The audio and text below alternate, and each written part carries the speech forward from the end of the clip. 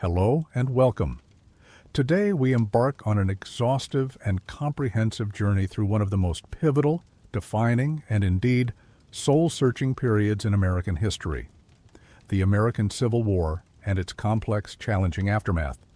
The era of Reconstruction. Our exploration will be thorough.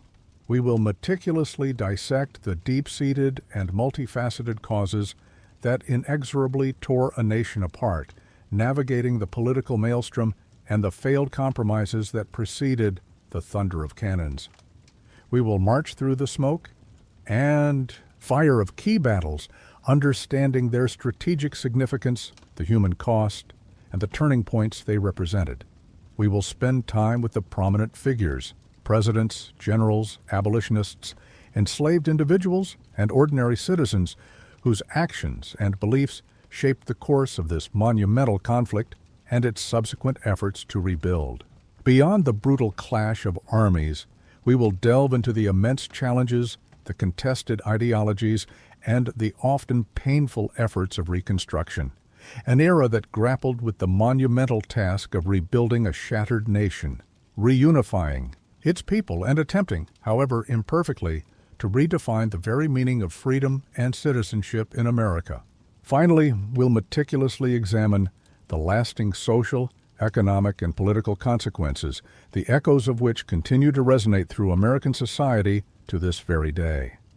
This is an epic story of profound division, astonishing valor, unimaginable tragedy, and an enduring, often agonizing struggle for freedom, equality, and national identity. Before we immerse ourselves in the turbulent waters of the 19th century, I'd genuinely love to connect with you, our viewers. How has your day been unfolding? Take a moment to share in the comments below, perhaps a small victory, a challenge overcome, or just a simple observation. And while you're at it, I invite you to share one goal, whether it's a grand ambition or a small step forward that you're currently aiming for in your future. Hearing about your daily lives and aspirations is always a source of inspiration and connection. The path leading to the American Civil War was not a sudden descent into chaos, but rather a long, arduous, and deeply fractured road, paved over decades with escalating tensions, irreconcilable ideological differences, and a series of ultimately futile political compromises. At the very pulsating, bleeding heart of this conflict lay the institution of chattel slavery. This was not merely an economic system, though it was certainly foundational to the Southern economy. It was a deeply entrenched social and racial hierarchy, a way of life for the white South, built upon the brutal subjugation of millions of African and African American people. Yet, this institution was increasingly viewed by a growing number of Northerners as a profound moral abomination, a cancer on the body politic, and an economic anachronism in an age of industrial progress. But to say slavery was the sole cause would be an oversimplification of a tragically complex tapestry. It was, more accurately, the central, inescapable issue around which a host of other profound disagreements coalesced and intensified. The contentious debate over states' rights versus federal authority, the sharply divergent economic paths and interests of the North and South, and deeply ingrained, often antagonistic, cultural identities. In the early decades of the 19th century, the United States was a young nation, dynamic and consumed by a fervent belief in its manifest destiny to expand westward across the continent. With each newly acquired territory, from the Louisiana Purchase to the lands wrested from Mexico, the explosive question of whether it would enter the Union as free soil or slave soil ignited fresh and more dangerous political conflagrations. The Missouri Compromise of 1820, brokered by Henry Clay, represented the first major attempt to quell these flames. It sought to maintain the delicate, precarious balance of power in the Senate between free and slave states by admitting Missouri as a slave state and, concurrently, Maine as a free state.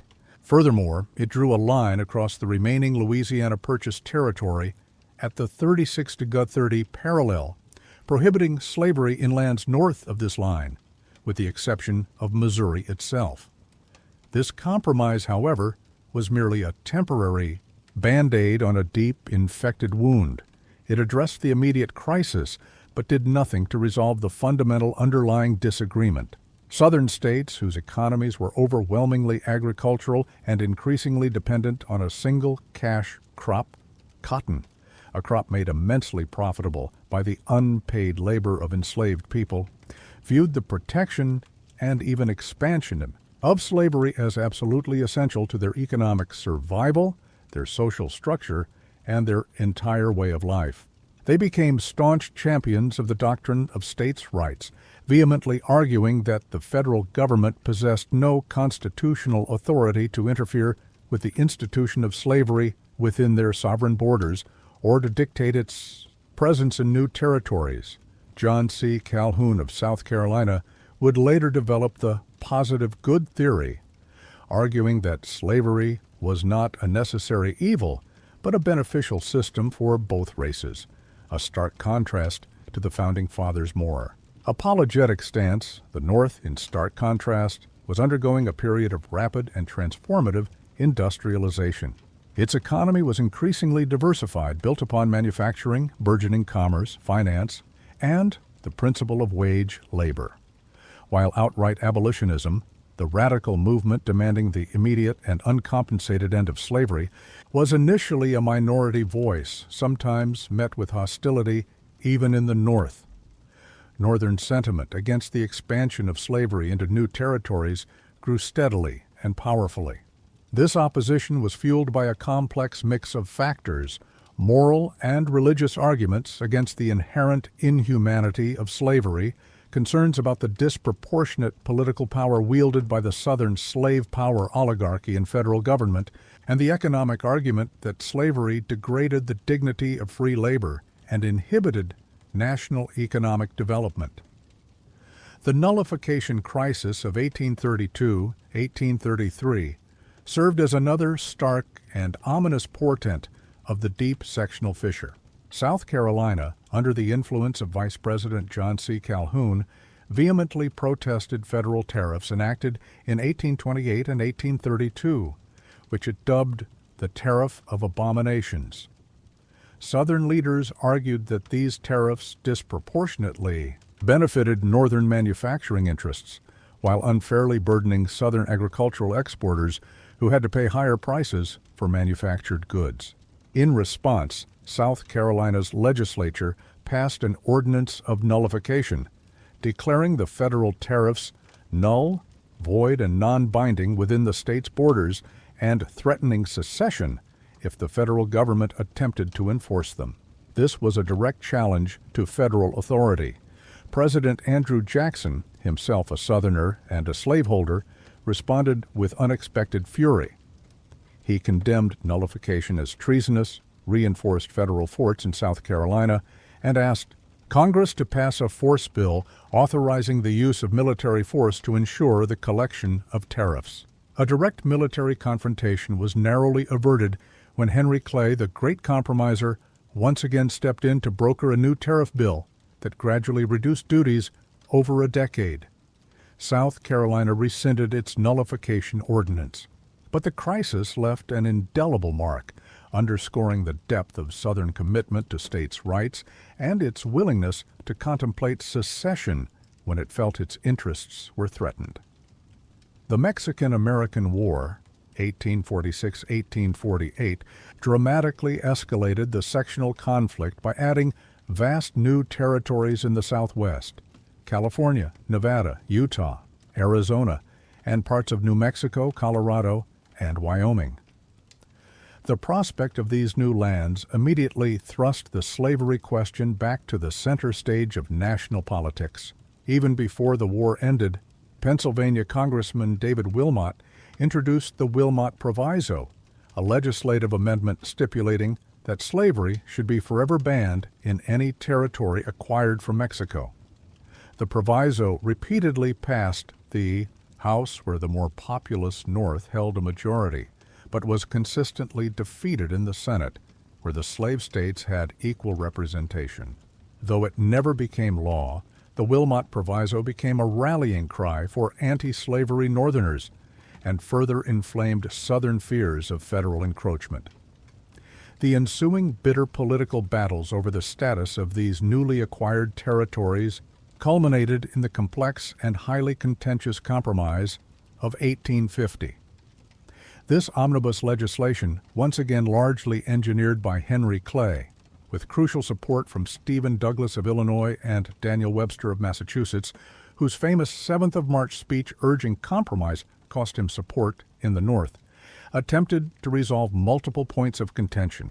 It admitted California to the Union as a free state, which tipped the balance in the Senate. It organized the territories of Utah and New Mexico with the principle of popular sovereignty to decide the slavery issue, meaning the white male. Residents of each territory would vote on whether to permit slavery. This was a significant departure from the Missouri Compromise line. The compromise also resolved a border dispute between Texas and New Mexico, assumed Texas's pre-annexation debts, and, critically for the South, abolished the slave trade, but not slavery itself in Washington, D.C. However, the most explosive and divisive component of the Compromise of 1850 was the enactment of a far more stringent and punitive Fugitive Slave Act. This new law denied alleged fugitives the right to a jury trial, did not allow them to testify on their own behalf, and offered federal commissioners a higher fee for returning an individual to slavery than for declaring them free. It also compelled citizens of free states to actively assist in the capture and return of escaped slaves, imposing heavy fines and imprisonment for non-compliance. This act was met with outrage and widespread civil disobedience in the North. It was seen as a direct affront to Northern sovereignty and morality, effectively forcing Northerners to become complicit in the machinery of slavery. It galvanized. The abolitionist movement led to violent confrontations as communities resisted slave catchers and spurred increased activity on the Underground Railroad, the clandestine network of activists, safe houses, and secret routes used by enslaved African Americans to escape to freedom in the northern states and Canada. Figures like Harriet Tubman, an escaped slave herself, became legendary for their courage in leading others to freedom. The fragile and uneasy peace brought about by the Compromise of 1850 was violently shattered just 4 years later by the passage of the Kansas-Nebraska Act of 1854. This act, championed by Senator Stephen Douglas of Illinois, had multiple motivations. Douglas, a fervent believer in westward expansion and popular sovereignty, sought to organize the vast Nebraska territory to facilitate the construction of a transcontinental railroad with a northern route originating in Chicago. To gain Southern support for the bill, he included a provision that explicitly repealed the Missouri Compromise line of 30/60 cons and allowed the settlers in the newly created territories of Kansas and Nebraska to decide the slavery question by popular sovereignty. This was a monumental concession to the South, as it opened up lands long understood to be free under the Missouri Compromise to the potential establishment of slavery. The act provoked a political firestorm in the North.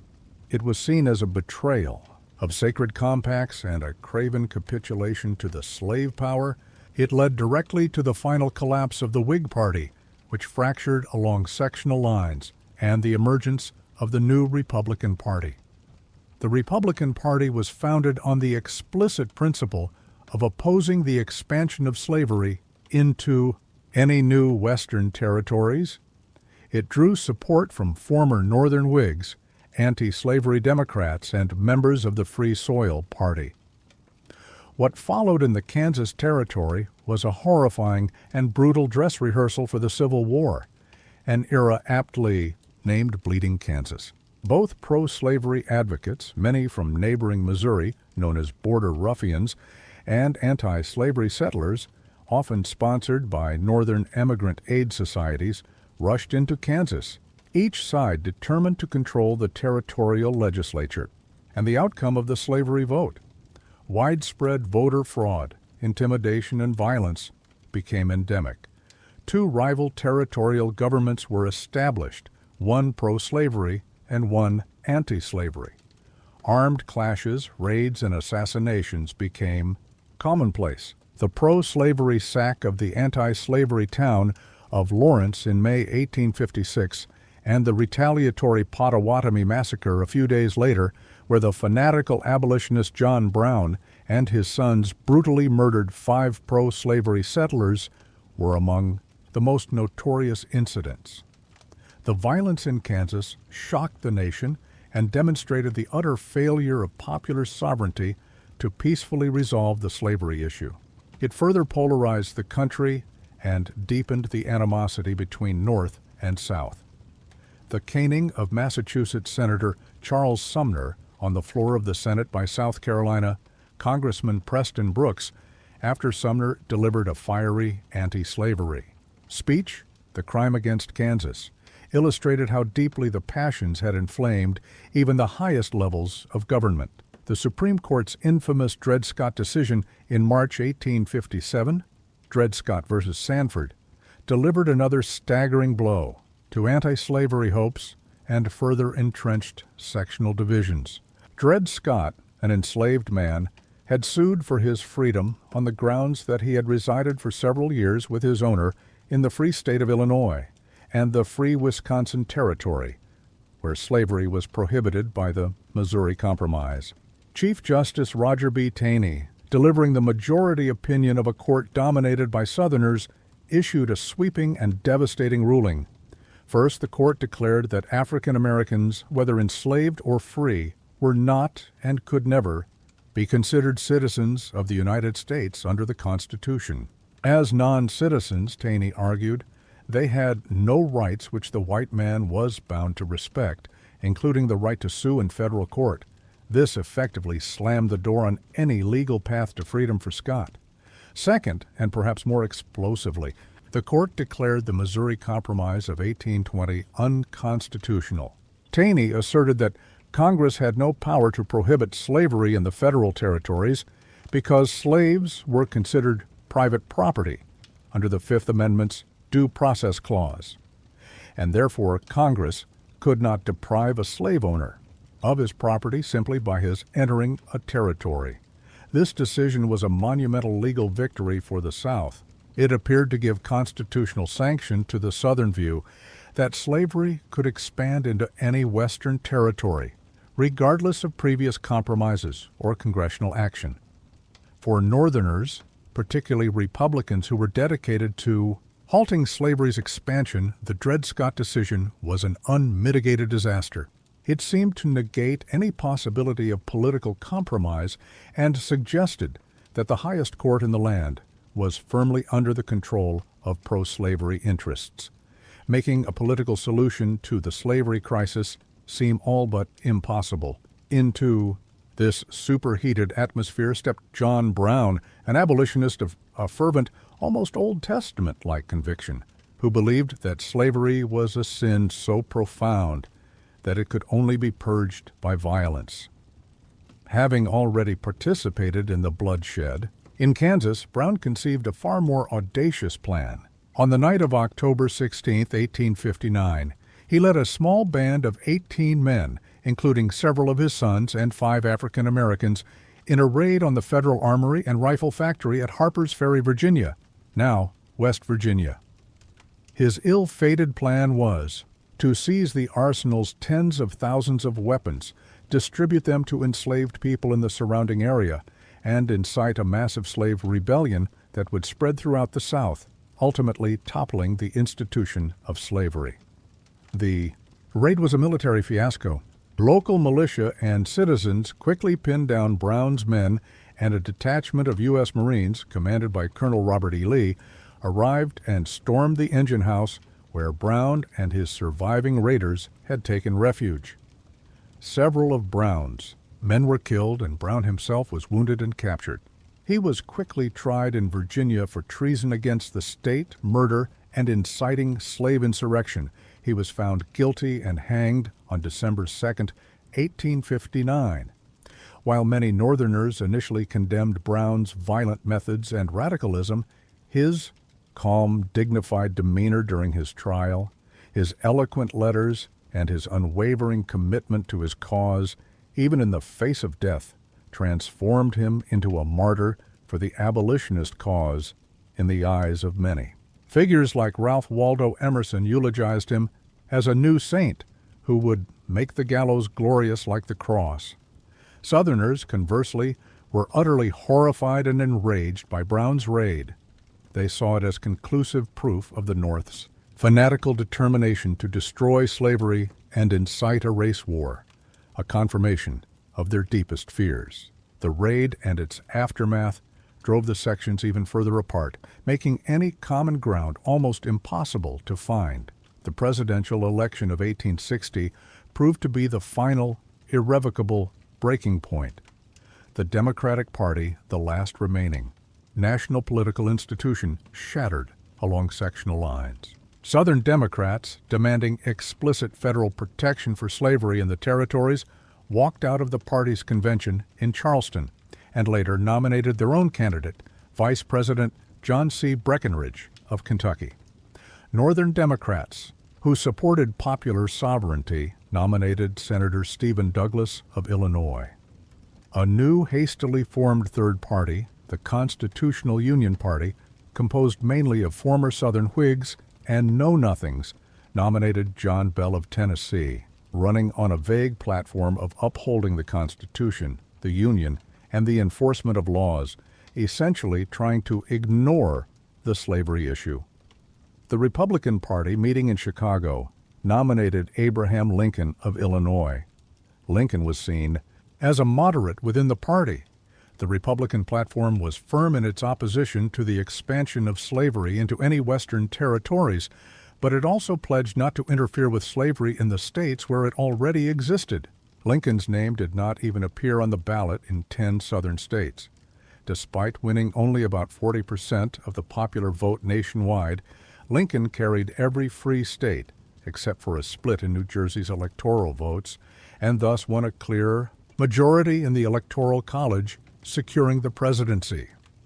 For the slaveholding states of the South, Lincoln's election was an unmitigated catastrophe and an existential threat.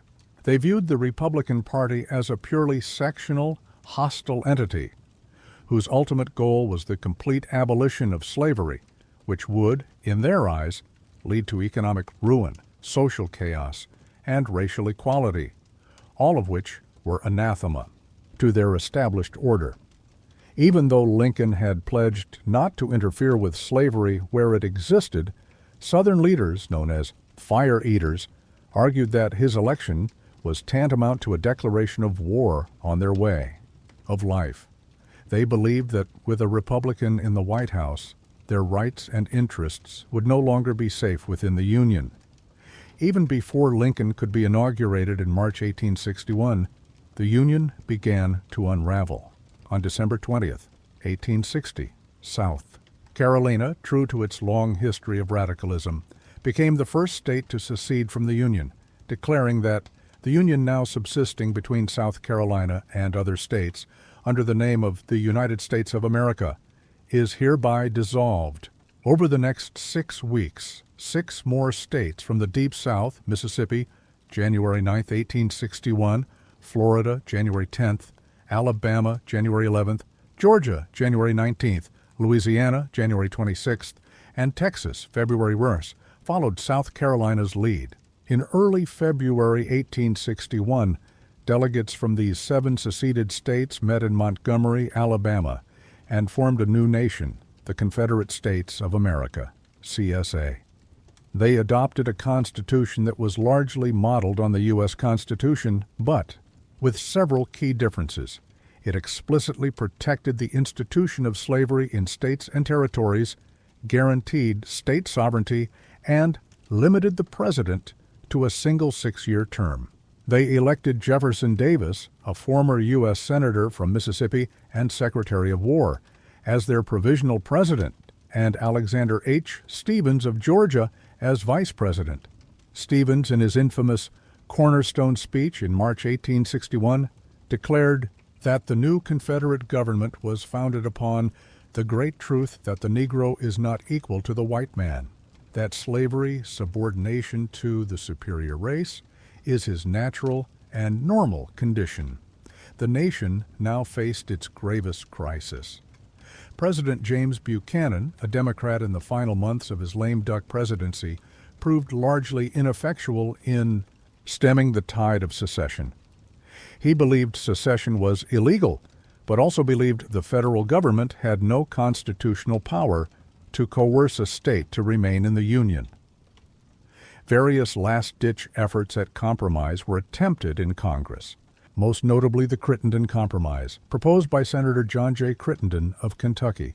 It suggested a series of constitutional amendments, including one that would have permanently protected slavery in states where it already existed and extended the Missouri Compromise line of 30 sictos, east to the Pacific, guaranteeing slavery south of that line in all present and future territories. However, President-elect Lincoln, while willing to consider guarantees for slavery where it existed, firmly opposed any compromise that would allow for the expansion of slavery into new territories, a core principle of the Republican Party. The Crittenden Compromise and other similar efforts ultimately failed. All eyes now turned to a handful of federal military installations still holding out in the seceded states, particularly Fort Sumter, a U.S. Army fort located on an island, Yamoy, the harbor of Charleston, South Carolina, the very crucible of secession. The Confederacy demanded the fort's surrender, viewing its continued federal occupation as an affront to its sovereignty. Major Robert Anderson, the Union commander at Fort Sumter, refused to yield but reported that his supplies were running low. Abraham Lincoln, now inaugurated as the 16th president on March 4, 1861, faced an agonizing dilemma. To abandon Fort Sumter would be to effectively recognize the legitimacy of the Confederacy and fatally undermine federal authority.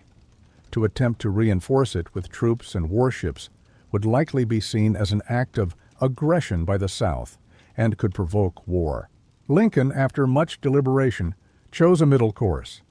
He decided to send an unarmed naval expedition to resupply Fort Sumter with provisions only, food and medicine, but no additional troops or munitions, and he informed the governor of South Carolina of his peaceful intent. This skillfully shifted the onus of starting a war onto the Confederacy. Confederate President Jefferson Davis and his cabinet, believing they could not tolerate a foreign fort in one of their principal harbors, decided to act. On the pre-dawn hours of April 12, 1861, Confederate shore batteries under the command of General P.G.T. Beauregard opened fire on Fort Sumter. After a relentless 34-hour bombardment, with the fort's ramparts crumbling and fires raging, Major Anderson surrendered the garrison on April 14th.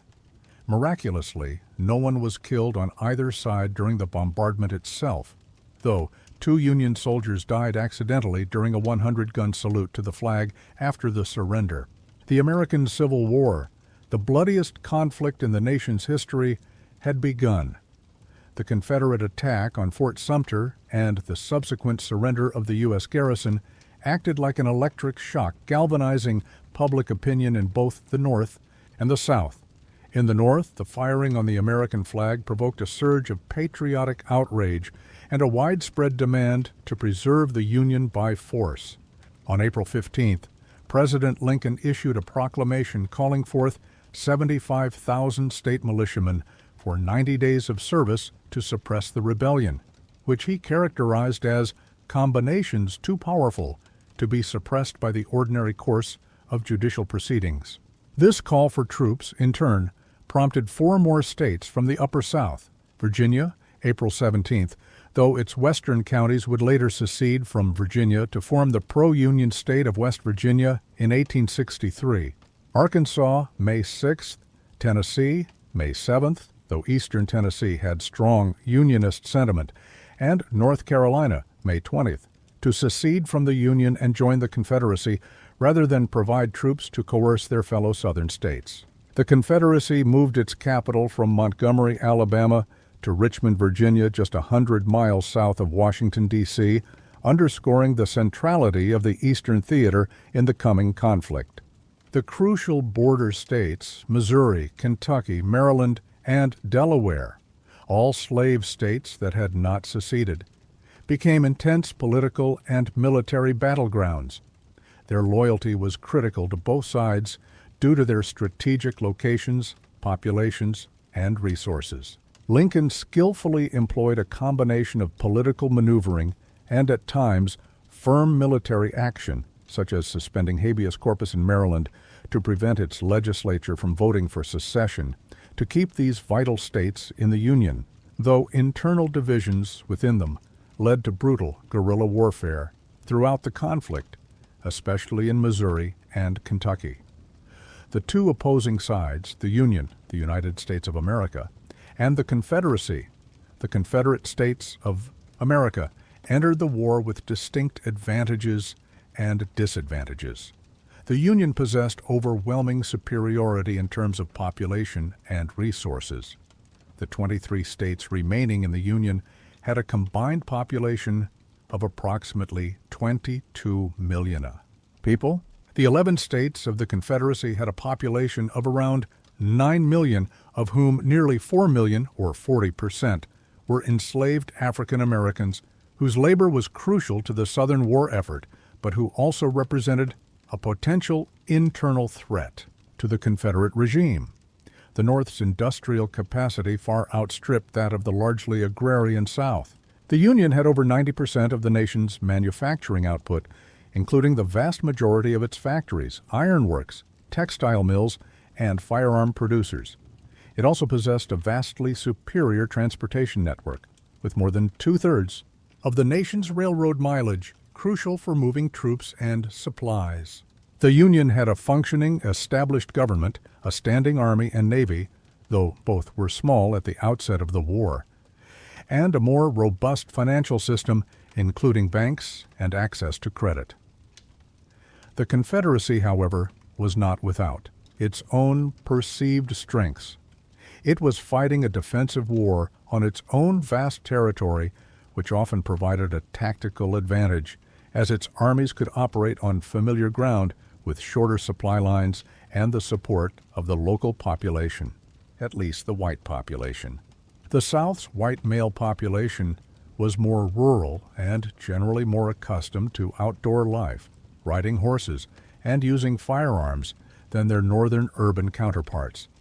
Perhaps most significantly, at the beginning of the war, the South possessed a rich military tradition and, arguably, a more experienced and talented officer corps. Many of the U.S. Army's most promising officers, including Robert E. Lee, Albert Sidney Johnston, Joseph E. Johnston, and P.G.T. Beauregard, resigned their commissions to serve their native states and the Confederacy. The Confederacy also pinned its hopes on foreign intervention, particularly from Great Britain and France. Southern leaders believed that European textile industries, heavily dependent on Southern cotton, King Cotton diplomacy, would compel these powers to grant diplomatic recognition and provide military and financial aid to the Confederacy to ensure the continued flow of cotton. This hope, however, ultimately proved to be a delusion, as Britain and France found alternative sources of cotton, were wary of supporting a slaveholding nation, especially after Lincoln issued the Emancipation Proclamation, and were unwilling to risk war with the United States unless Confederate victory seemed certain. The Confederacy also faced the immense challenge of building a new nation and a war machine from scratch, lacking established government bureaucracies, financial institutions, and industrial infrastructure. The early stages of the war were characterized by a widespread, almost naive romanticism and a dangerously misplaced belief on both sides that the conflict would be a short, glorious affair, decided by a single, decisive battle. Volunteers flocked to enlist, eager for adventure and to defend their respective causes. The First Battle of Bull Run, or First Manassas, as it was known in the South, fought on July 21, 1861 near Manassas. Junction, Virginia, brutally shattered these illusions of a quick victory. Union forces under General Irvin McDowell, under pressure from Washington on to Richmond, marched out to confront a Confederate army under General P.G.T. Beauregard and General Joseph E. Johnston. The battle was a confused, chaotic, and bloody affair. Initially, the Union attack seemed successful, but the arrival of Confederate reinforcements by rail, one of the first strategic uses of railroads in warfare, and a determined stand by Virginia troops under General Thomas J. Jackson, who earned his famous nickname Stonewall Jackson there, turned the tide. The Union lines broke and the retreat degenerated into a panicked rout, with soldiers and civilian spectators alike fleeing back towards Washington. First Bull Run was a sobering shock to the North, dispelling any notion of an easy war. It also gave the Confederacy a surge of confidence, perhaps even overconfidence. It demonstrated to both sides that the war would be a long, arduous, and incredibly bloody struggle, requiring far greater mobilization of men and resources than anyone had initially imagined. Following the disaster at Bull Run, President Lincoln appointed General George B. McClellan to command the Union Army of the Potomac. McClellan was a brilliant organizer and administrator, a master at training and equipping troops, and he was beloved by his men. He transformed the raw Union volunteers into a formidable fighting force. However, McClellan was also notoriously cautious, overly meticulous, and consistently overestimated the strength of the enemy. He was often hesitant to commit his troops to battle unless he believed he had overwhelming superiority, a trait that would repeatedly frustrate Lincoln and delay Union offensive operations in the crucial Eastern Theater. While McClellan drilled the Army of the Potomac in the east, significant developments were occurring in the Western Theater, the vast area between the Appalachian Mountains and the Mississippi River. Here, Union forces achieved a series of important early successes, largely under the command of a then little-known but rising general, Ulysses S. Grant. In February 1862, Grant, in a coordinated land and naval operation, captured Fort Henry on the Tennessee River and Fort Donelson on the Cumberland River. The surrender of Fort Donelson, where Grant famously demanded no terms except an unconditional and immediate surrender, earned him the nickname Unconditional Surrender, Grant, and opened up Tennessee to Union invasion, severing vital Confederate east-west rail lines. His victories forced Confederate forces under General Albert Sidney Johnston to abandon Kentucky and much of western and middle Tennessee. Grant continued his advance southward, but in April 1862 his army was surprised by a massive Confederate counterattack at the Battle of Shiloh, also known as Pittsburgh Landing, in southwestern Tennessee. Shiloh was a brutal two-day battle, fought with savage intensity in dense woods and tangled undergrowth. On the first day, Grant's army was driven back to the brink of disaster, but it held on grimly. The timely arrival of reinforcements from General Don Carlos Buell's Army of the Ohio and Grant's own determined leadership allowed the Union forces to launch a counterattack on the second day, driving the Confederates from the field. Shiloh was a shockingly bloody battle, with nearly 24,000 casualties, killed, wounded, or missing, on both sides, more than in all previous American wars combined up to that point. It was a sobering lesson in the escalating cost of the war. Confederate General Albert Sidney Johnston, considered one of the South's ablest commanders, was killed on the first day of Shiloh, a severe blow to the Confederacy. While a Union victory, Shiloh disabused Grant of any notion that the Confederacy would collapse easily. He wrote later, "I saw that the rebellion would have to be ground out by sheer attrition. The war at sea was another critical dimension of the conflict from its outset." The Union Navy, under Secretary Gideon Welles, rapidly expanded and implemented the Anaconda Plan, a strategy initially conceived by General-in-Chief Winfield Scott. This plan called for a strangling blockade of the Confederacy's 3,500 miles of coastline from Virginia to Texas to prevent the South from exporting its cotton, its primary source of foreign exchange, and importing manufactured goods, weapons, and other vital war materials. The plan also envisioned gaining control of the Mississippi River, thereby splitting the Confederacy in two. While the blockade was initially porous, with daring blockade runners managing to slip through, it became increasingly effective as the war progressed, slowly but surely squeezing the life out of the Southern economy. A revolutionary new era in naval warfare dawned in March 1862 with the dramatic clash of ironclad warships in Hampton Roads, Virginia.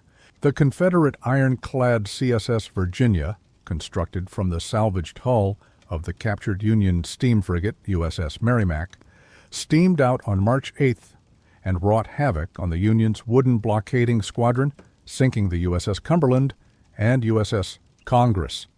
The next day, March 9th, the Virginia returned to finish off the Union fleet, but was met by a strange, new, low-slung Union ironclad, the USS Monitor, which had arrived just in time.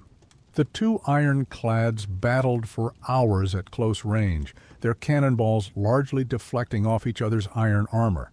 The battle was tactically a draw, but strategically a Union victory, as the Virginia was prevented from breaking the blockade. The Battle of Hampton Roads instantly rendered wooden warships obsolete and signaled the future of naval power. Back in the Eastern Theater, General McClellan, after months of preparation and prodding from President Lincoln, finally launched his long-awaited offensive in the spring of 1862, the Peninsula Campaign. This was an ambitious amphibious operation designed to capture the Confederate capital of Richmond by transporting the massive Army of the Potomac by sea to the tip of the Virginia Peninsula, between the York and James Rivers, and then advancing northwestward. McClellan successfully landed his army of over 100,000 men, but then proceeded with his characteristic caution and slowness, laying siege to Yorktown for a month against a much smaller Confederate force under General John B. Magruder, who cleverly used deception to make his numbers appear larger. This delay allowed Confederate General Joseph E. Johnston to reinforce his army defending Richmond. As McClellan slowly advanced up the peninsula, Johnston launched an attack at the Battle of Seven Pines, or Fair Oaks, on May 31st, June 1st. The battle was inconclusive, but Johnston was severely wounded. Confederate President Jefferson Davis then made one of the most fateful decisions of the war.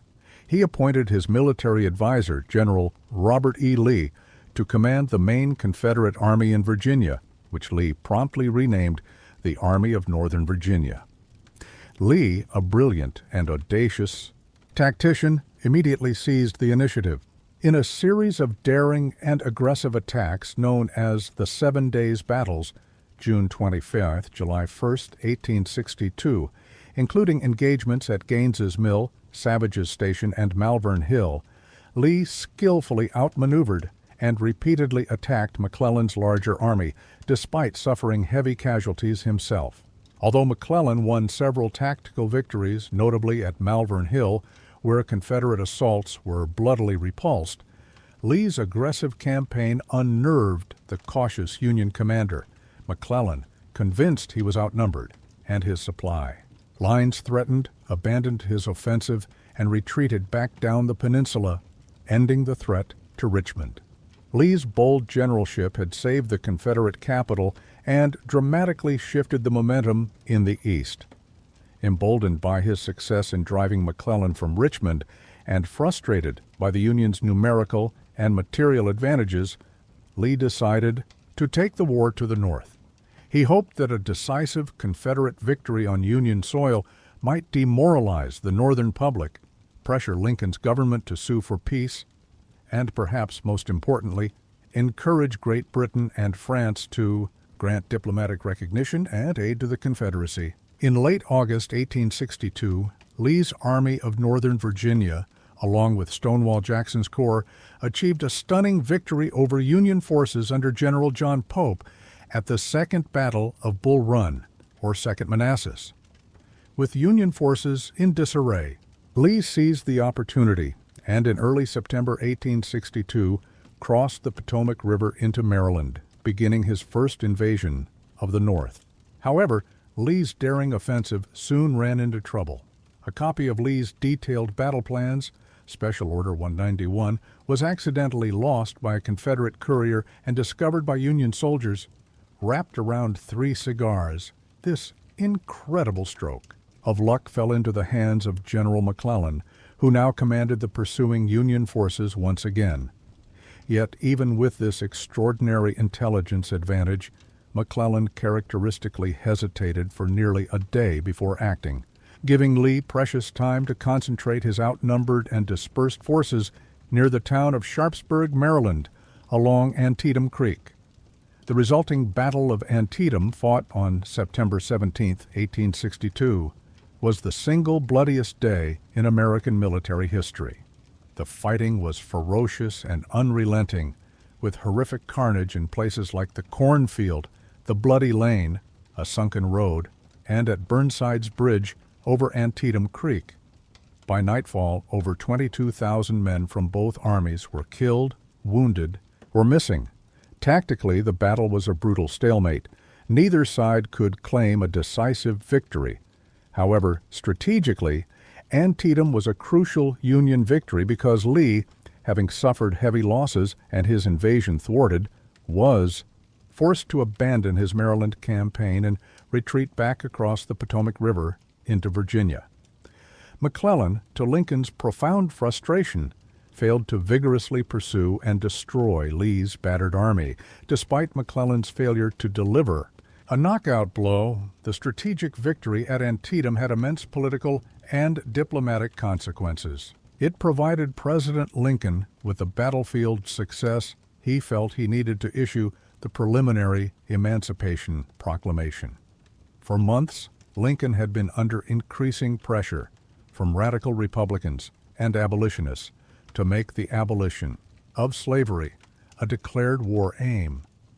He had also come to believe that emancipation was a military necessity, as it would strike at the heart of the Confederacy's labor force and social structure. On September 22, 1862, just 5 days after the Battle of Antietam, Lincoln issued his preliminary proclamation declaring that on January 1, 1863, all enslaved persons in any state or part of a state still in rebellion against the United States shall be then, thenceforward, and forever free. The Emancipation Proclamation, when it formally went into effect on January 1, 1863, fundamentally transformed the character and purpose of the war. It was no longer solely a war to preserve the Union. It was now also explicitly a war to end slavery. This had several profound effects. It greatly diminished any lingering possibility of British or French intervention on behalf of the Confederacy, as these nations had already abolished slavery, and public opinion there would not support a war to defend a slaveholding republic. It also officially authorized the recruitment of African American men into the Union Army and Navy. By the end of the war, nearly 200,000 African American soldiers and sailors served in the Union forces, fighting with courage and distinction in numerous battles and playing a vital role in the Union victory. Regiments like the 54th Massachusetts Volunteer Infantry, whose valiant but costly assault on Fort Wagner, South Carolina, in July 1863 was immortalized, demonstrated the determination of these men to fight for their own freedom and the preservation of the Union. The proclamation, however, did not immediately free all slaves. It applied only to areas then in rebellion and outside Union control, and it specifically exempted slaves in the loyal border states and in Confederate territories, already under Union occupation.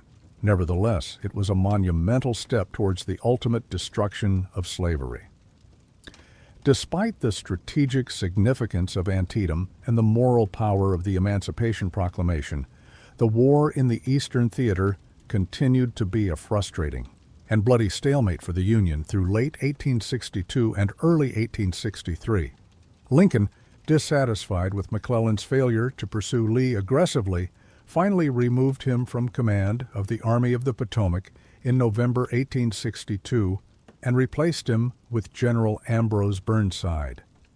Burnside, a man of modest talents who felt unequal to the command, proved to be a disastrous choice. In December 1862, he launched a series of futile and incredibly bloody frontal assaults against Lee's well-entrenched Confederate forces on Marye's Heights at the Battle of Fredericksburg, Virginia.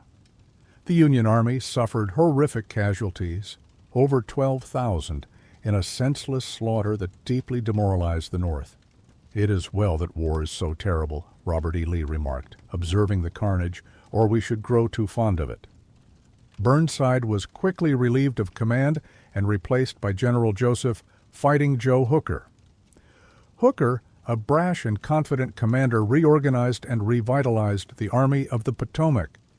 In late April 1863, he launched a well-conceived offensive against Lee, aiming to turn the Confederate flank near Chancellorsville, Virginia.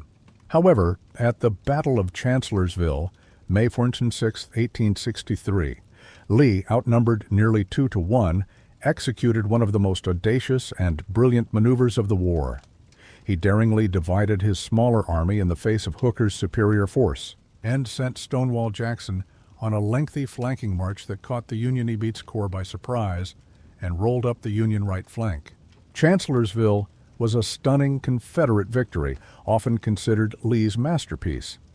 But it came at an irreplaceable cost for the South. On the evening of May 2nd, Stonewall Jackson, while scouting ahead of his lines, was accidentally wounded by his own men, Confederate pickets who mistook his party for Union cavalry. His left arm had to be amputated, and he developed pneumonia, dying on May 10th. Jackson's death was a devastating blow to Lee and the Confederacy. Lee lamented that he had lost his right arm. In the summer of 1863, Lee, emboldened by his victory at Chancellorsville and still hoping to win that elusive, decisive victory on Northern soil that might end the war, decided to launch his second invasion of the North. He believed such a move would relieve pressure on the besieged Confederate stronghold of Vicksburg in the west, allow his army to resupply itself in the rich farmlands of Pennsylvania, and potentially reignite Northern anti-war sentiment. In June, Lee's Army of Northern Virginia, some 75,000 strong, slipped away from Fredericksburg, marched north through the Shenandoah Valley, crossed the Potomac, and advanced into Pennsylvania. President Lincoln, once again frustrated with his commanding general, replaced Hooker with General George Gordon Meade just days before the two armies clashed. The Union Army of the Potomac, numbering around 90,000 men, shadowed Lee's movements. On July 1, 1863, advance elements of the two armies accidentally collided near the small, obscure crossroads town of Gettysburg, Pennsylvania. The Battle of Gettysburg, fought from July 1 to July 3, 1863, was the largest and bloodiest battle ever fought in North America and is widely considered the major turning point of the war in the Eastern Theater. On the first day, July 1st, Confederate forces, initially hoping to seize a rumored supply of shoes, attacked Union cavalry under General John Buford, who skillfully delayed the Confederate advance west and north of town. Recognizing the strategic importance of the high ground south of Gettysburg, Union infantry from General John Reynolds' First Corps rushed to support Buford, but Reynolds was killed early in the fighting. Outnumbered and outflanked, Union forces were eventually driven back through the streets of Gettysburg, retreating to a strong defensive position on Cemetery Hill, Culp's Hill, and along Cemetery Ridge, a line of high ground south of the town that formed a natural fishhook shape. On the second day, July the 2nd, Lee ordered major assaults on both flanks of the Union line. General James Longstreet, Lee's principal subordinate, often called Lee's old war horse, reluctantly and belatedly attacked the Union left flank, leading to savage fighting in places that became household names: Devil's Den, Little Round Top, where the 20th Maine Regiment under Colonel Joshua Lawrence Chamberlain made its famous bayonet charge, the wheat field, and the peach orchard. Simultaneously, Confederate forces under General Richard Ewell attacked the Union right flank on Culp's Hill and East Cemetery Hill. Despite fierce fighting and some Confederate penetrations, the Union lines generally held thanks to determined defense and the timely arrival of reinforcements. The fighting on the second day was incredibly costly for both sides.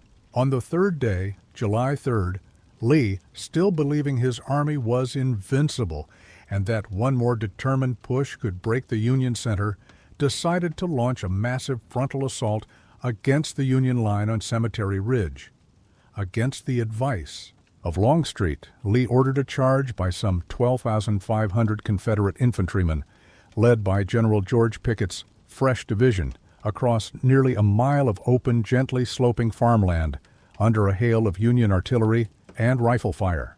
Pickett's charge, as it became known, though other divisions under Generals Pettigrew and Trimble also participated, was a catastrophic failure. The Confederates marched gallantly into a storm of lead and iron. Only a few hundred briefly breached the Union line at a point called the Angle before being killed, captured, or driven back. The charge was a bloodbath, with Confederate casualties exceeding 50%. Lee, witnessing the horrific repulse, wrote among the survivors, lamenting, "It is all my fault." His army was shattered. On July 4th, a day of torrential rain, Lee began his sorrowful retreat back to Virginia, his hopes for a decisive victory in the North utterly crushed. The Union Army itself, badly battered, did not vigorously pursue. Gettysburg was a decisive Union victory, though at a staggering cost. Combined casualties for both armies exceeded 50,000 men, making it the costliest battle of the war. Simultaneously, with the momentous events at Gettysburg, another equally decisive Union victory was unfolding hundreds of miles to the west in the state of Mississippi. General Ulysses S. Grant, after several frustrating failed attempts, had been conducting a brilliant and daring campaign to capture the heavily fortified Confederate city of Vicksburg, Mississippi. Vicksburg, situated on high bluffs overlooking a hairpin bend in the Mississippi River, was the last major Confederate stronghold on the river. Its capture would give the Union complete control of the Mississippi, thereby splitting the Confederacy in two geographically, cutting off Arkansas, Louisiana, and Texas from the rest of the South, and fulfilling a key component of the Anaconda Plan. Grant's Vicksburg campaign is considered a masterpiece of military strategy. After crossing the Mississippi south of Vicksburg and marching his army inland, he defeated Confederate forces in a series of 5 swift battles, driving them back into the city's formidable defenses. He then laid siege to Vicksburg, bottling up the Confederate army under General John C. Pemberton and subjecting the city's soldiers and civilian population to constant bombardment and starvation for 47 days. Conditions inside Vicksburg became desperate, with residents reduced to eating mules, rats, and even shoe leather.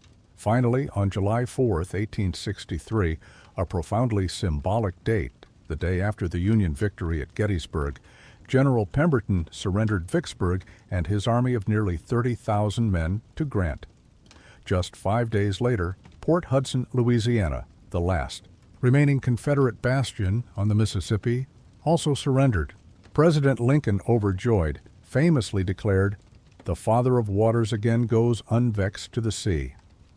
The twin Union victories at Gettysburg and Vicksburg, occurring almost simultaneously in July 1863, are widely considered the decisive turning points of the American Civil War. They irrevocably shifted the strategic initiative to the Union and made Confederate defeat increasingly inevitable. Though nearly 2 more years of brutal fighting still lay ahead, the home fronts in both the North and the South experienced profound transformations, immense sacrifices, and significant hardships during the long and grueling war. In the North, the economy, despite initial disruptions, generally boomed, spurred by massive government spending on war production. Factories churned out weapons, ammunition, uniforms, and other war materials. Agriculture flourished, aided by new farm machinery like McCormick reapers, even as hundreds of thousands of farmers went off to war. The federal government financed the war through a combination of taxes, including the first income tax in American history, borrowing, issuing bonds, and the printing of paper money, greenbacks, which led to inflation. However, the war also brought social unrest. Conscription, the draft, implemented by the Union in 1863, was deeply unpopular, particularly its provision allowing wealthy men to hire a substitute or pay a $300 commutation fee to avoid service. This fueled accusations that it was a rich man's war and a poor man's fight. In July 1863, resentment over the draft and racial tensions erupted into the horrific New York City draft riots, a 4-day rampage of violence, looting, and arson, primarily by working-class Irish immigrants who targeted draft offices, wealthy individuals, and, with particular brutality, African Americans whom they blamed for the war and feared as economic competitors. Federal troops, some fresh from the Battle of Gettysburg, had to be called in to suppress the riots. Women in the North took on new and expanded roles. With so many men away at war, women worked in factories, on farms, in government offices, and, most notably, as nurses. Dorothea Dix was appointed superintendent of Army nurses. Clara Barton, later the founder of the American Red Cross, gained fame for her tireless efforts to organize supplies and care for wounded soldiers on the battlefield, earning the nickname Angel of the Battlefield. Organizations like the U.S. Sanitary Commission and the U.S. Christian Commission, largely staffed by female volunteers, provided crucial medical care, supplies, and support to soldiers. Politically, Lincoln faced opposition from Copperheads, peace Democrats, who advocated a negotiated settlement with the Confederacy, and from radical Republicans who criticized him for being too slow to embrace emancipation and too lenient. In his approach to Reconstruction, the Confederacy, in stark contrast, faced far greater economic devastation and internal strains. The Union blockade, though never entirely impenetrable, increasingly tightened its grip, severely curtailing Southern exports of cotton and imports of manufactured goods, leading to severe shortages of almost everything: food, clothing, medicine, salt, coffee, paper, and other essential items. The Confederacy's limited industrial base was unable to meet the demands of war.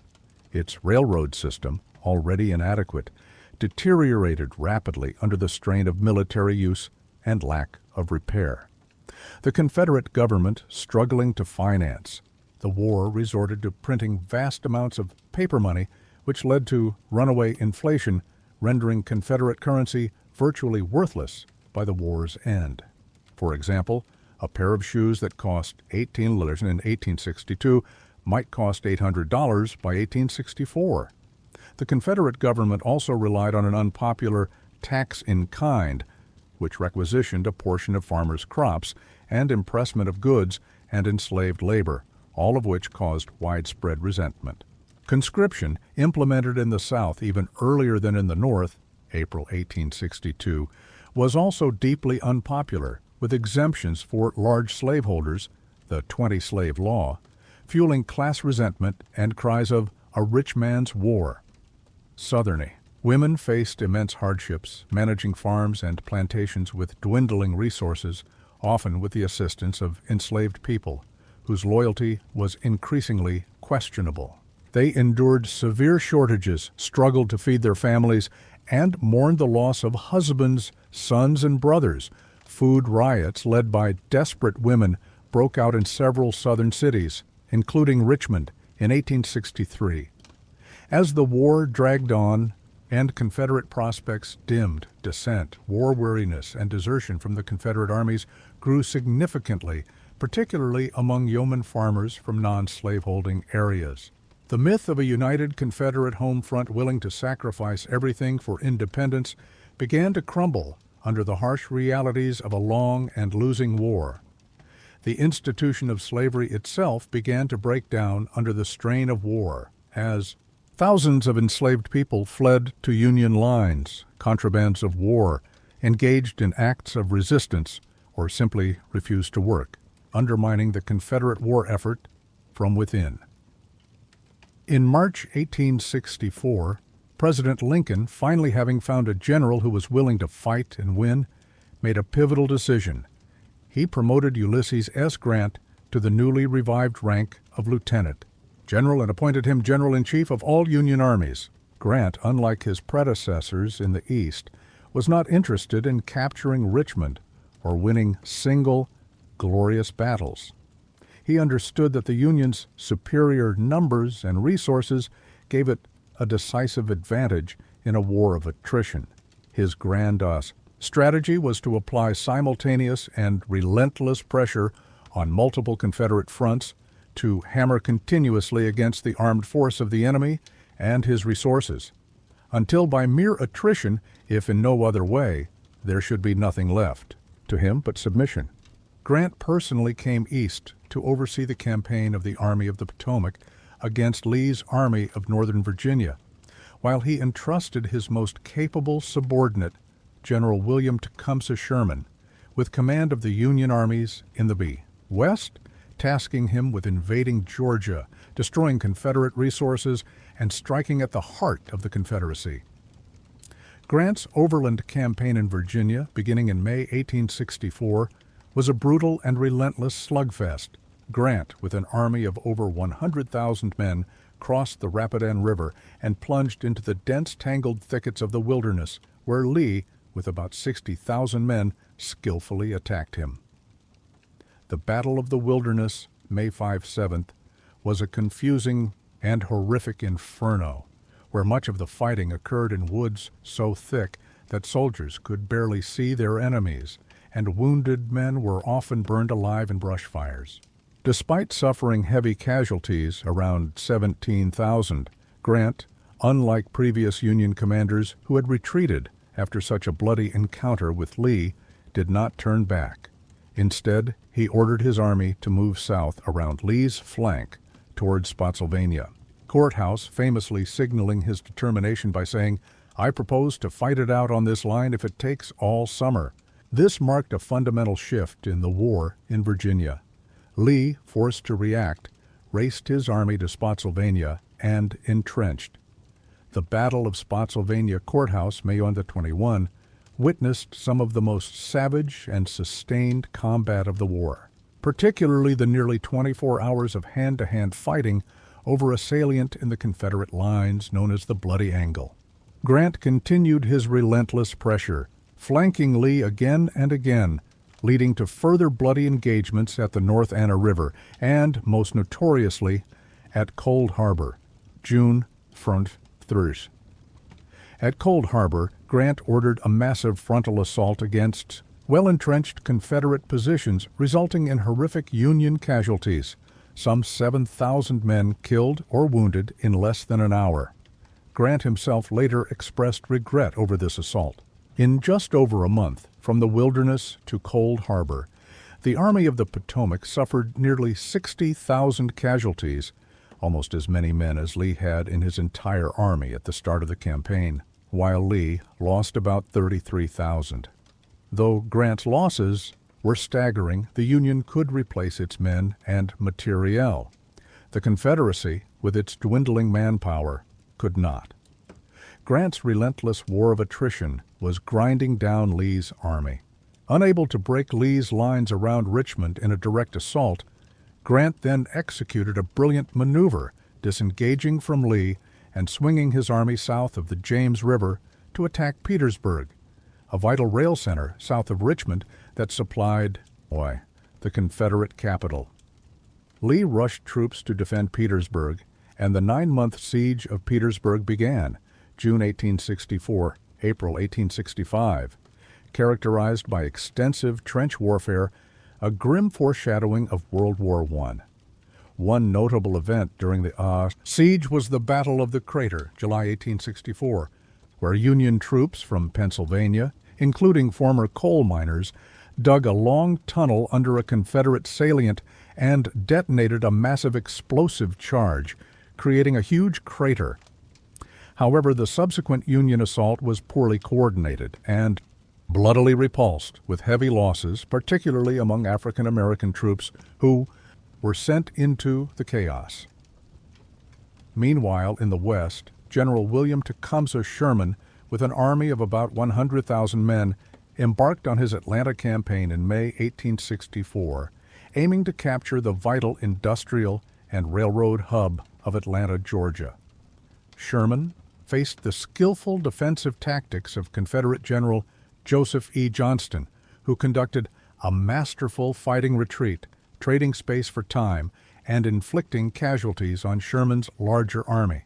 However, Confederate President Jefferson Davis, impatient with Johnston's defensive strategy and his unwillingness to risk a decisive battle to save Atlanta, replaced him in July with the much more aggressive and reckless General John Bell. Hood promptly launched a series of disastrous frontal assaults against Sherman's forces around Atlanta, suffering heavy losses and fatally weakening his own army.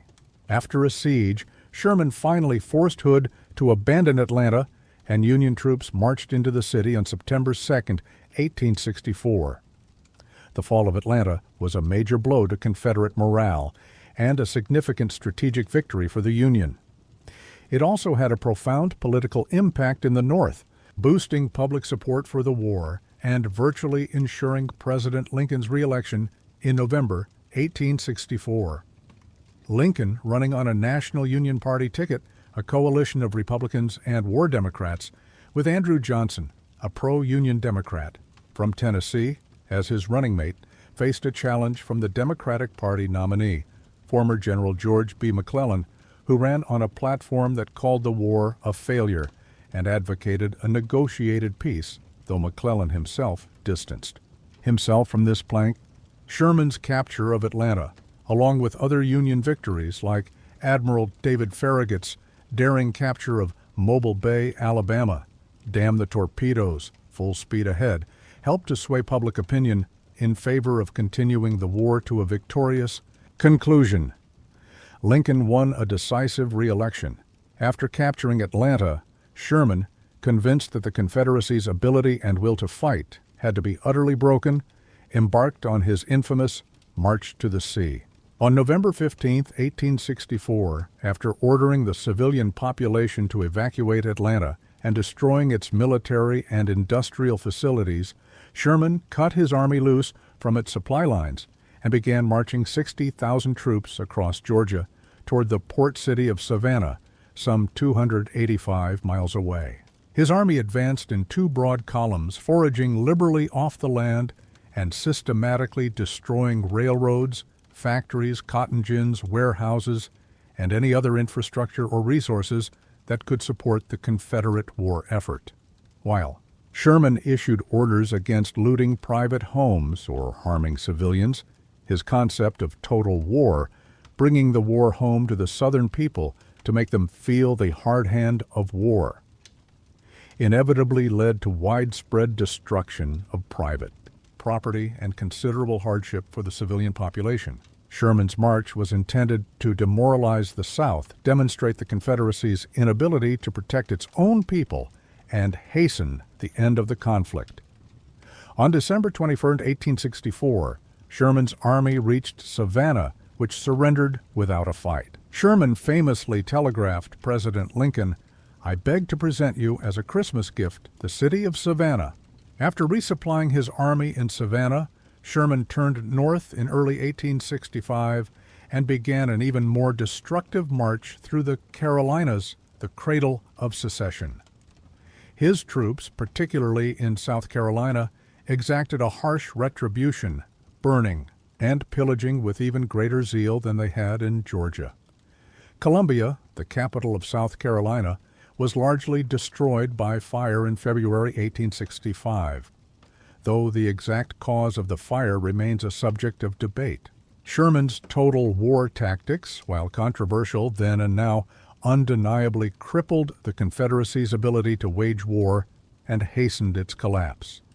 By the spring of 1865, the Confederacy was on its last legs. Its armies were depleted, starving, and demoralized.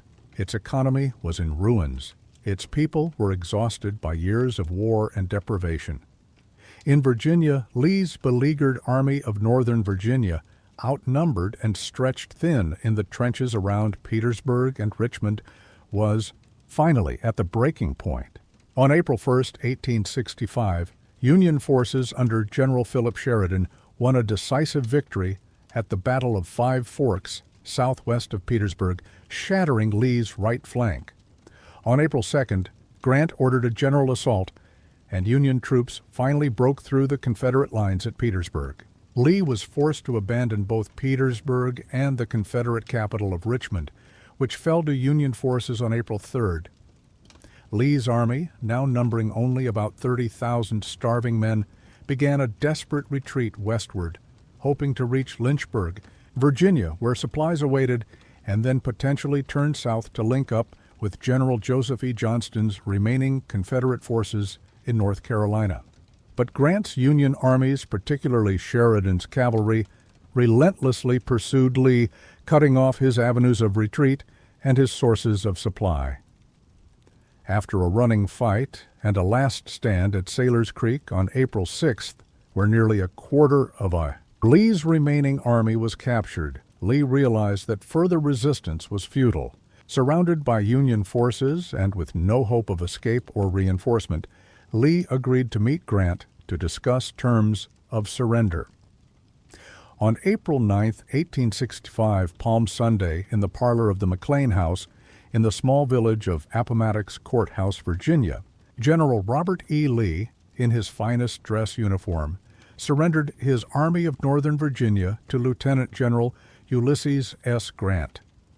The terms of surrender offered by Grant were remarkably generous, reflecting President Lincoln's desire for a compassionate and swift reconciliation.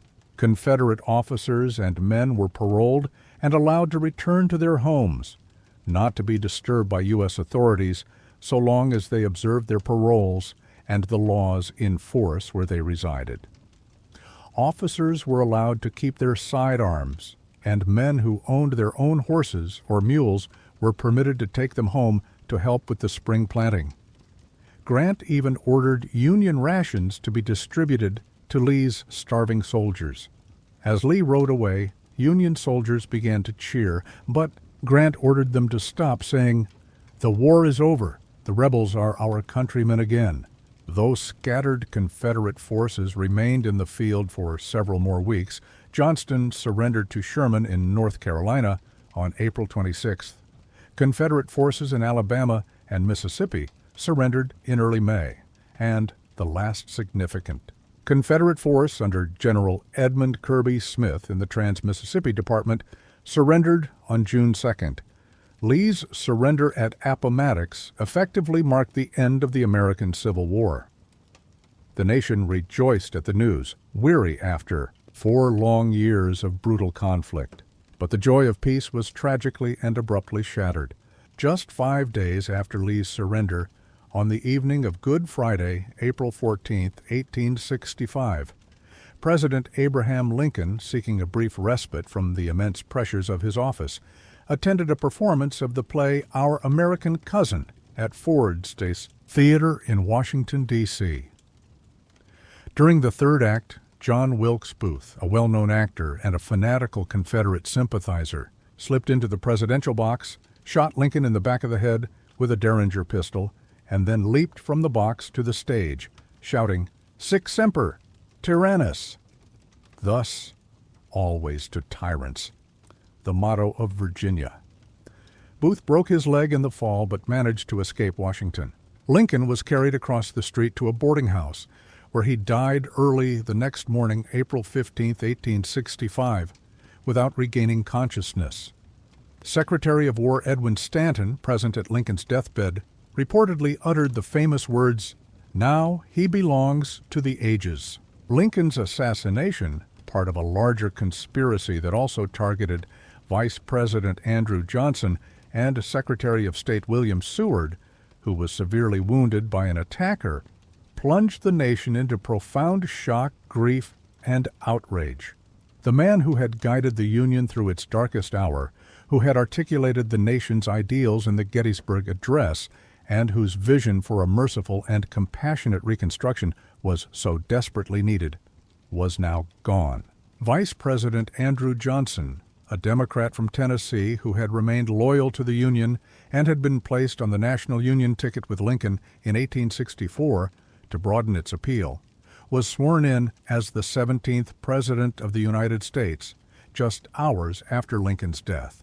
The immense and daunting task of rebuilding a shattered nation and defining the future of millions of newly freed African Americans would now fall to him, a man with a very different temperament and vision than his predecessor. Booth was hunted down by Union troops and killed in a barn in Virginia 12 days after the assassination. The Civil War had preserved the Union and brought an end to the institution of slavery. The 13th Amendment to the Constitution, formally abolishing slavery and involuntary servitude throughout the United States, except as punishment for a crime, had been approved by Congress in January 1865 and was in the process of being ratified. By the states, it would be officially ratified in December 1865. But the war had come at an almost unimaginable cost. An estimated 620,000 to 750,000 soldiers had died from combat, disease, or accidents, a number representing roughly 2% of the total American population at the time, and more American lives than were lost in all other American wars combined from the Revolution through the Vietnam War. Countless others were wounded, maimed, or psychologically scarred.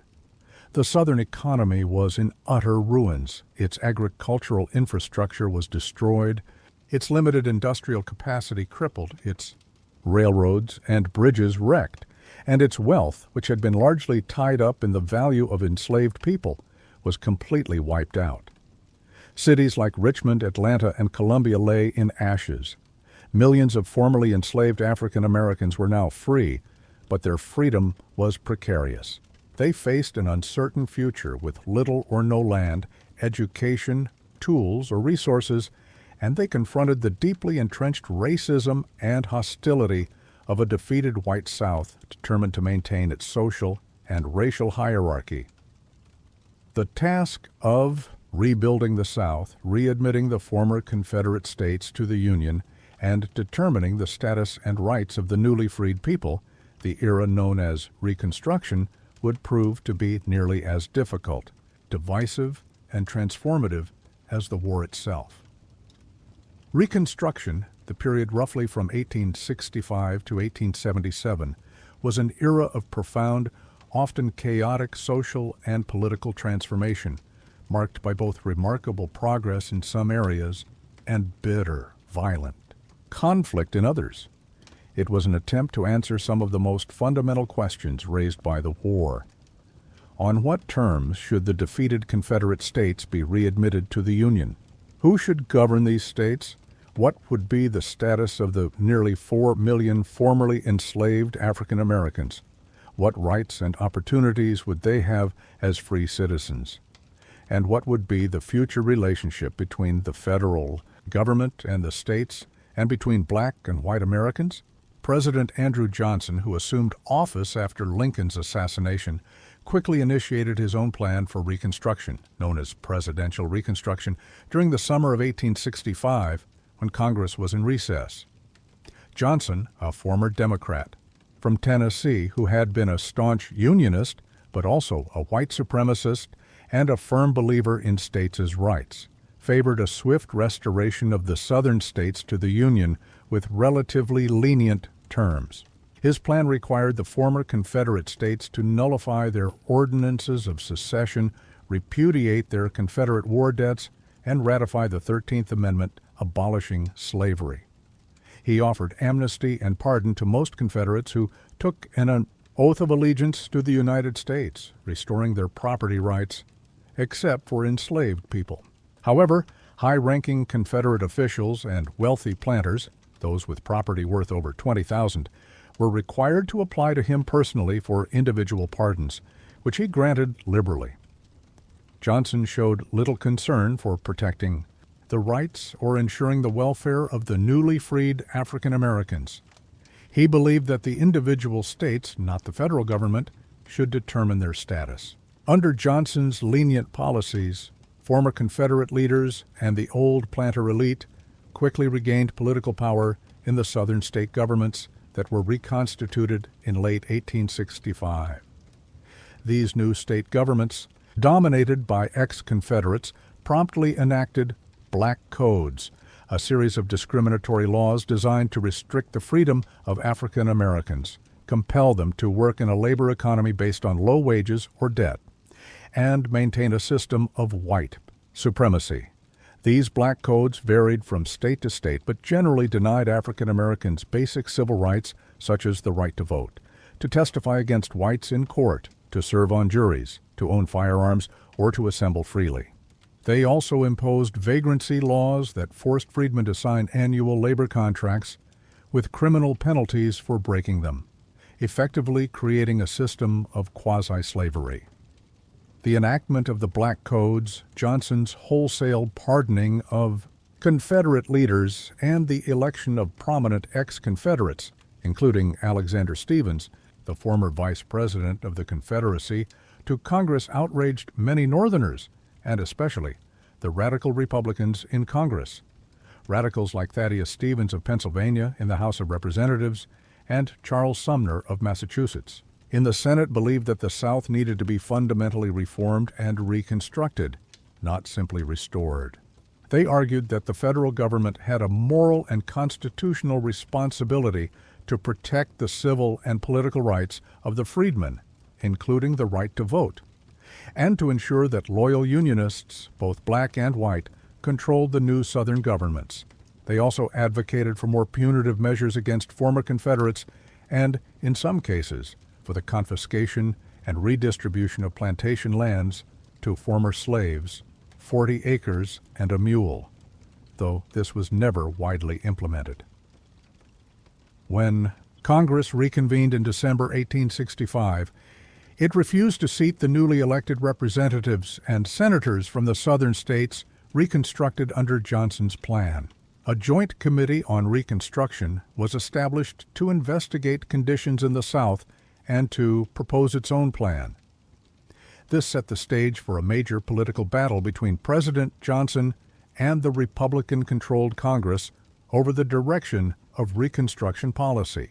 In early 1866, Congress passed two crucial pieces of legislation aimed at protecting the rights of freedmen: a bill to extend the life and expand the powers of the Freedmen's Bureau, the Bureau of Refugees, Freedmen, and Abandoned Lands, a federal agency established in March 1865 to provide food, shelter, medical aid, legal assistance, and education to newly freed slaves and impoverished whites in the South, and the Civil Rights Act of 1866, which declared that all persons born in the United States, except for Native Americans not taxed, were citizens regardless of race, color, or previous condition of servitude, and were entitled to equal rights to make contracts, sue, give evidence in court, and own property.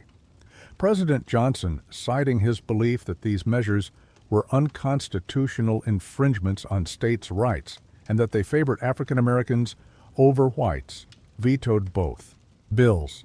Congress, however, managed to override Johnson's vetoes, the first time in U.S. history that major legislation was passed over a presidential veto, marking a decisive break between the President and Congress and signaling the beginning of congressional, or radical Reconstruction.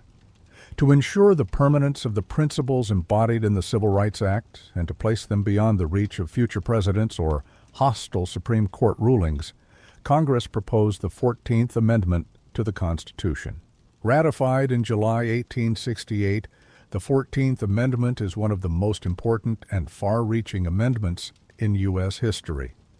Its key provisions declared that all persons born or naturalized in the United States are citizens of both the nation and their state of residence, effectively overturning the Dred Scott decision, prohibited states from abridging the privileges or immunities of citizens, forbade states from depriving any person of life, liberty, or property without due process of law, and guaranteed all persons the equal protection of the laws.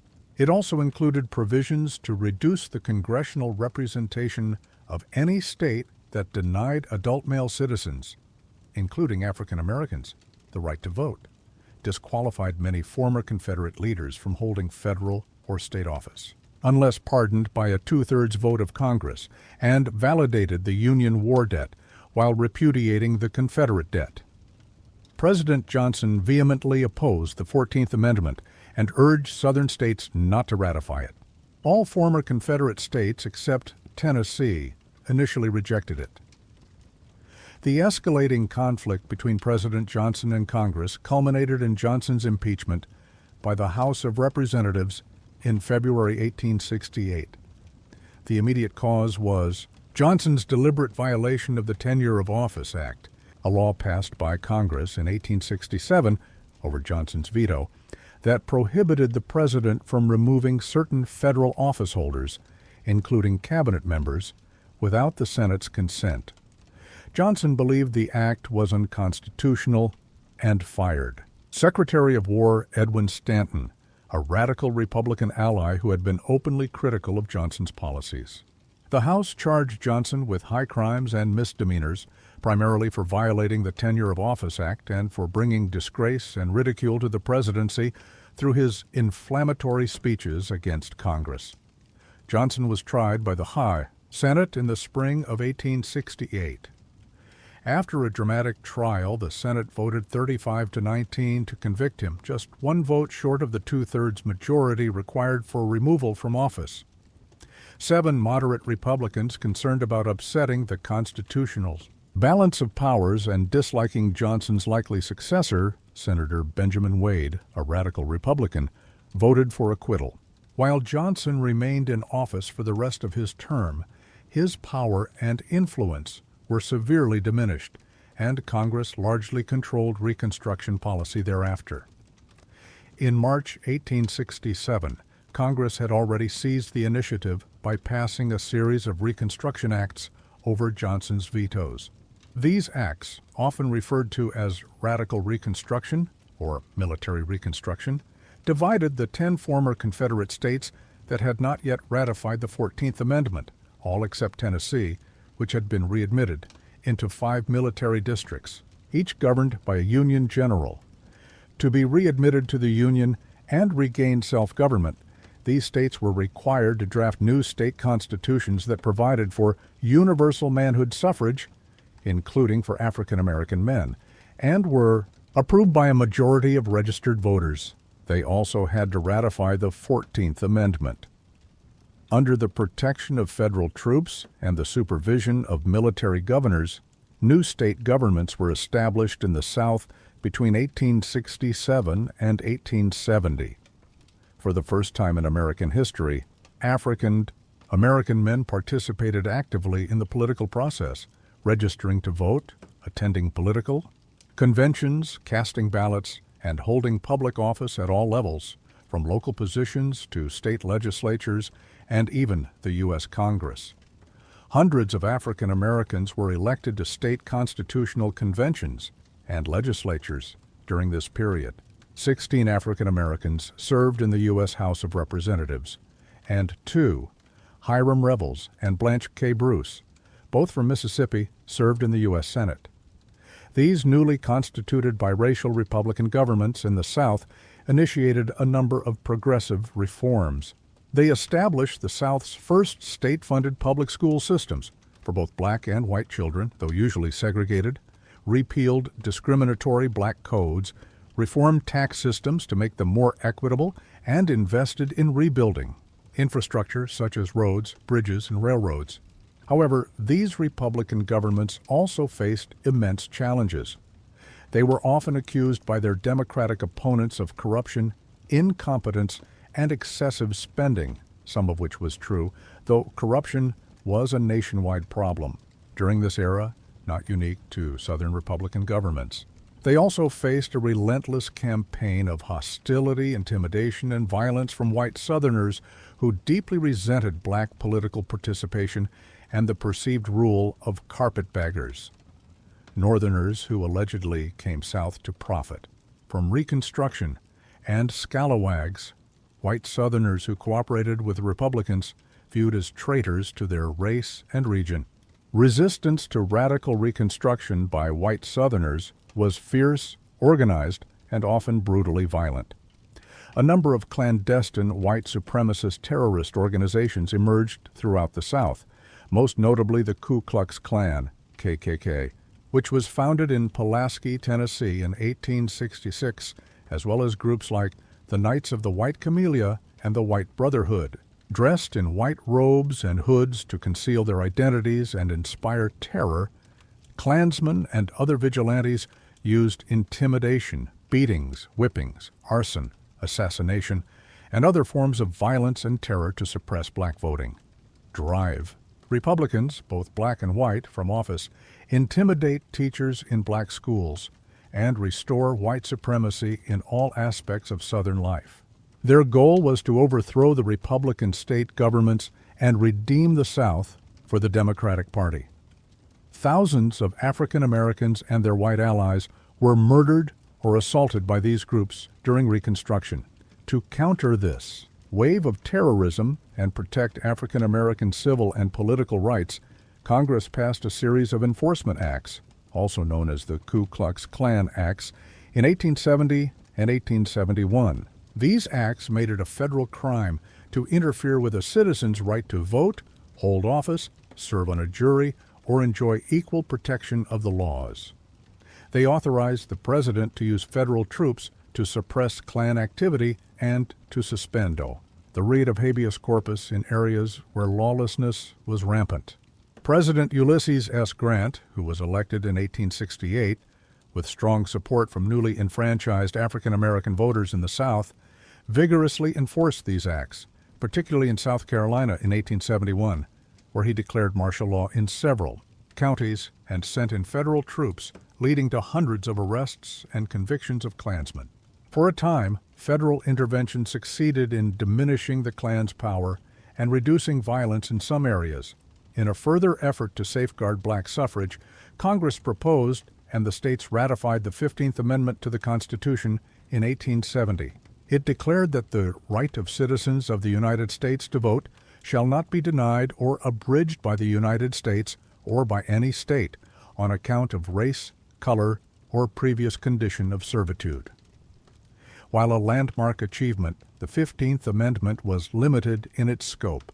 It did not explicitly guarantee the right to vote to women, nor did it prohibit non-racial qualifications for voting, such as poll taxes, literacy tests, or property requirements, which would later be used by Southern states to effectively disenfranchise African American voters once Reconstruction ended. Despite these constitutional amendments and legislative efforts, support for Reconstruction began to wane in the North by the early 1870s.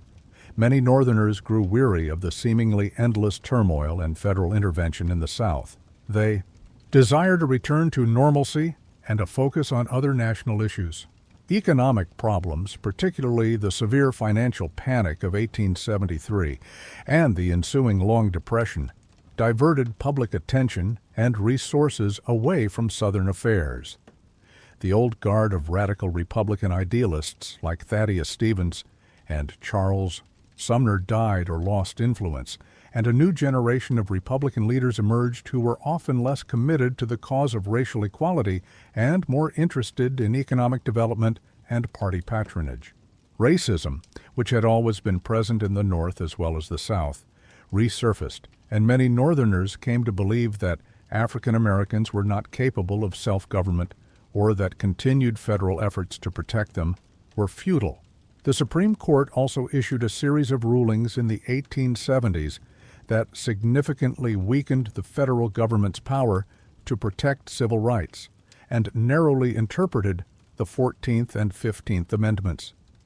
Cases like the Slaughterhouse Cases, 1873, United States v. Cruikshank, 1876, and United States v. Reese, 1876, limited the scope of federal protection, shifting the primary responsibility for protecting citizens' rights back to the states, many of which were now controlled by hostile democratic regimes. As Northern resolve weakened, Southern Democrats, calling themselves Redeemers, as they claimed to be redeeming the South from Republican misrule and Negro domination, steadily regained political control of state governments across the South. They employed a combination of tactics, including appeals to white racial solidarity, economic pressure, and intimidation against black voters and white Republicans, organized violence by groups like the White League and the Red Shirts, who operated more openly than the Klan by the mid-1870s, and widespread electoral fraud. This process, known as redemption, effectively nullified many of the gains made by African Americans during radical Reconstruction. By 1876, only 3 Southern states, South Carolina, Florida, and Louisiana, remained under Republican control, propped up by federal troops. The disputed presidential election of 1876 between Republican Rutherford B. Hayes of Ohio and Democrat Samuel J. Tilden of New York effectively marked the formal end of Reconstruction. Tilden won the popular vote and appeared to have won the electoral vote, but the returns from the 3 remaining Republican-controlled Southern states, Florida, Louisiana, and South Carolina, as well as 1 elector from Oregon, were disputed. There were widespread allegations of voter fraud and intimidation by both sides in these states. To resolve the crisis, which threatened to plunge the nation into renewed conflict, Congress created a special 15-member electoral commission composed of 5 senators, 5 representatives, and 5 Supreme Court justices. The commission, voting along strict party lines, 8 Republicans to 7 Democrats, awarded all the disputed electoral votes to Hayes, giving him a narrow 185-184 victory in the Electoral College. To secure Democratic acquiescence to this outcome and avert a constitutional crisis, informal negotiations took place between Republican and Democratic leaders. In what became known as the Compromise of 1877, Hayes's representatives reportedly agreed to several concessions to Southern Democrats, including a promise to withdraw the remaining federal troops from the South, to appoint at least 1 Southerner. To Hayes's cabinet, and to support federal aid for internal improvements in the South, including a transcontinental railroad. Shortly after Hayes took office in March 1877, he ordered the removal of the last federal troops from South Carolina, Louisiana, and Florida. Without federal military support, the remaining Republican state governments in the South collapsed, and the Redeemers took full control, marking the definitive end of the Reconstruction era. Reconstruction left a complex, contested, and ultimately tragic legacy. It succeeded in its primary goals of restoring the Union and formally abolishing slavery through the 13th Amendment. The 14th and 15th Amendments, though largely unenforced, for nearly a century laid the crucial constitutional foundation for future civil rights struggles and remain cornerstones of American law. Significant, if temporary, gains were made in African American political participation, education, with the establishment of black schools and colleges by the Freedmen's Bureau and religious organizations, and community building. However, Reconstruction largely failed in its broader aims of securing long-term protection for African American civil and political rights, promoting genuine racial equality, or fundamentally altering the social and economic structure of the South in a way that would provide true economic independence for the freed people. The withdrawal of federal support and the triumph of the Redeemers allowed for the systematic dismantling of Reconstruction reforms and the rise of a new system of white supremacy in the South known as the Jim Crow era. This era, lasting from the late 19th century through the mid-20th century, was characterized by legal segregation in all aspects of public life, upheld by the Supreme Court's separate but equal doctrine in Plessis-Sears. Ferguson, 1896. Widespread disenfranchisement of African American voters through poll taxes, literacy tests, grandfather clauses, and outright intimidation, and pervasive racial discrimination and violence, including thousands of lynchings. The promise of equality enshrined in the Reconstruction Amendments remained largely unfulfilled for generations. The lasting social and economic consequences of the Civil War and Reconstruction were profound and far-reaching, shaping the course of American history for decades to come.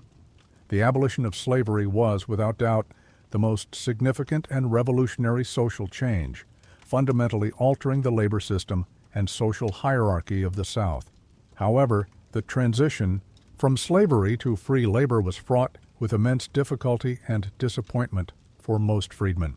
Lacking land, capital, tools, and education, and facing intense white hostility, most former slaves found themselves trapped in new systems of economic exploitation, primarily sharecropping and tenant farming.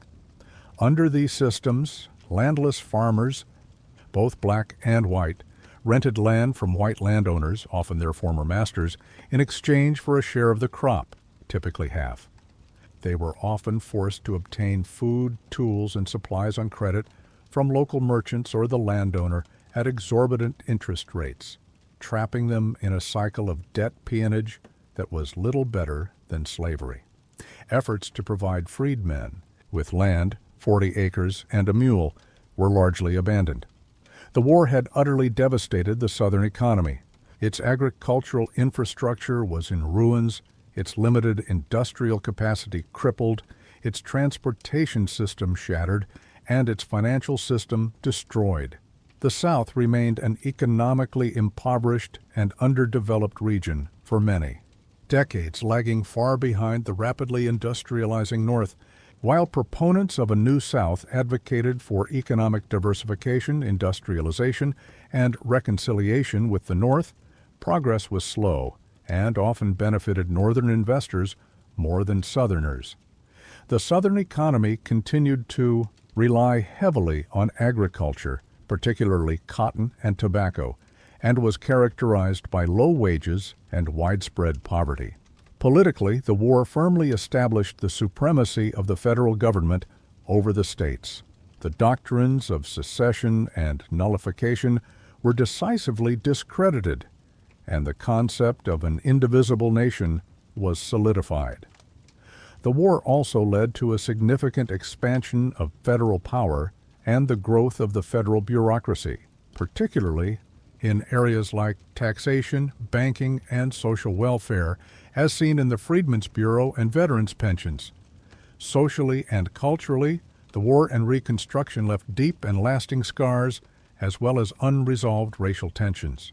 The failure of Reconstruction to secure lasting racial justice allowed for the entrenchment of the Jim Crow system in the South, which perpetuated racial inequality and oppression for nearly another century. The lost cause ideology emerged and gained widespread currency in the South and even in parts of the North. This was a romanticized and distorted interpretation of the Confederacy and the Civil War that portrayed the Southern cause as noble and heroic, minimized the role of slavery as a cause of the war, depicted enslaved people as happy and loyal, and blamed Northern aggression for the conflict. The lost cause narrative helped to justify white supremacy and racial segregation, and it shaped public memory of the war for generations, often obscuring the true causes and consequences of the conflict. The Civil War also had a profound psychological impact on the nation. It was a brutal, fratricidal conflict that had touched nearly every American family, North and South. The immense loss of life and the sheer scale of the suffering left an indelible mark on the national consciousness. The memory of the war, though often interpreted very differently by Northerners, Southerners, and African Americans, became a central and enduring element of American national identity the struggle for racial equality and civil rights, so hopefully, begun during Reconstruction, was largely deferred, not defeated. The legal framework established by the 13th, 14th, and 15th Amendments, though ignored and violated for many decades, would eventually provide the constitutional basis for the modern civil rights movement of the 1950s and 1960s, which finally began to dismantle the Jim Crow system and fulfill some of the broken promises of Reconstruction. In conclusion, the American Civil War and the era of Reconstruction represent a profoundly tumultuous, tragic, and transformative period in the history of the United States. The war preserved the Union and achieved the monumental goal of ending slavery, but it did so at an almost unimaginable human and economic cost. Reconstruction attempted the Herculean task of rebuilding a shattered nation, redefining the meaning of American citizenship, and incorporating nearly 4 million newly freed people into the life of the country. While it achieved some notable successes and laid important constitutional foundations, its promise of racial justice and equality remained largely unfulfilled in its own time, bequeathing a legacy of unresolved issues that would continue to challenge the nation for generations. The complex interplay of political tensions over slavery, states' rights, and economic systems that inexorably led to war. The ferocity and scale of the key battles that determined its outcome, the pivotal roles played by the prominent figures who shaped its course, and the enduring social, economic, and political consequences that followed in its wake, all of these elements continue to be subjects of intense study, debate, and reflection. Understanding this complex and often painful era is absolutely essential to understanding the ongoing American experiment with democracy, freedom, and equality. The echoes of these momentous years, the triumphs and the tragedies, the progress and the failures, still reverberate through the American landscape and continue to shape the nation we inhabit today, reminding us of the enduring challenges and the perpetual necessity of striving to forge a more perfect, just, and inclusive union from a deeply divided and often contradictory past. Thank you for joining me on this exhaustive and detailed exploration of America's defining trial.